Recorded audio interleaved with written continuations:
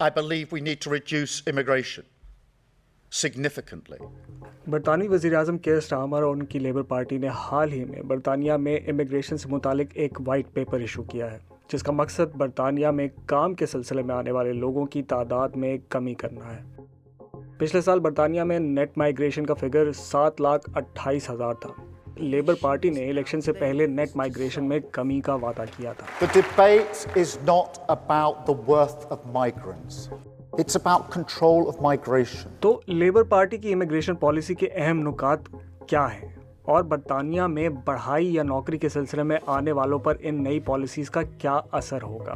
سب سے پہلی اور فوری تبدیلی تو یہ ہے کہ کیئر ویزے کو اگلے مہینے سے مکمل طور پر بند کر دیا جائے گا۔ پچھلے سال کیئر ویزے پر اپنے ساتھ ڈپینڈنٹس لانے کی سہولت کو بھی ختم کر دیا گیا تھا۔ برطانیہ نے کووڈ کے بعد غیر ملکی ہیلتھ کیئر ورکرز کو یہ ویزے جاری کرنا شروع کیے تھے، جس کے بعد برطانیہ کی نیٹ مائیگریشن میں بہت زیادہ اضافہ ہوا تھا۔ ہیلتھ کیئر ورکرز کی ضرورت تو اب بھی کم نہیں ہوئی، لیکن لیبر حکومت کی خواہش ہے کہ یہ نوکریاں اب برطانوی شہری کریں۔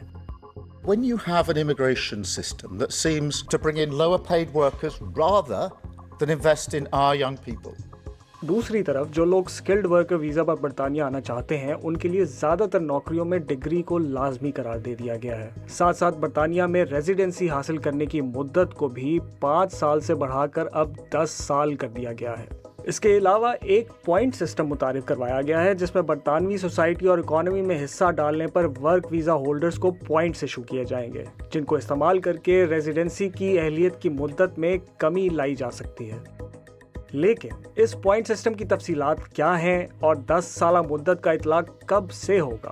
کیا صرف نئے ویزا ہولڈرز پر ہوگا یا ان لوگوں پر بھی ہوگا جو اس وقت برطانیہ میں کام کر رہے ہیں؟ حکومت چاہتی تو یہ ہے کہ برطانیہ میں اس وقت کام کرنے والے 15 لاکھ غیر ملکی ورکرز پر بھی یہ 10 سال کے دورانیے کا رول اپلائی ہو، لیکن ساتھ ان کا یہ بھی کہنا ہے کہ یہ فیصلہ پبلک کے ساتھ مشورے کے بعد لیا جائے گا۔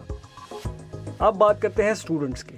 اب تک انٹرنیشنل اسٹوڈنٹس کو اپنی ڈگری ختم کرنے کے بعد نوکری ڈھونڈنے کے لیے برطانیہ میں 2 مزید سال رہنے کی اجازت تھی۔ اب اس عرصے کو کم کر کے 1.5 سال کر دیا گیا ہے۔ ساتھ ساتھ غیر ملکی ورکرز کو نوکری دینے والی کمپنیوں کے لیے اسپانسرشپ فیس میں بھی 32% اضافہ کیا گیا ہے۔ اس کے علاوہ یونیورسٹیز سے فارن اسٹوڈنٹس کی ایڈمیشن فیس پر 6% ٹیکس لیا جائے گا، جس کی وجہ سے فارن اسٹوڈنٹس کی ٹیوشن فیس میں بھی اضافہ ہوگا۔ نئی امیگریشن پالیسی کا ایک اور اہم پہلو یہ ہے کہ تمام ورک ویزوں کے لیے انگریزی زبان کے ٹیسٹ کے کم سے کم سکور کی ریکوائرمنٹ کو بڑھا دیا گیا ہے۔ ویزا ہولڈرز کے ساتھ ساتھ بالغ ڈپینڈنٹس کو بھی بنیادی انگریزی پر عبور کو ثابت کرنے کے لیے ٹیسٹ دینا ہوگا۔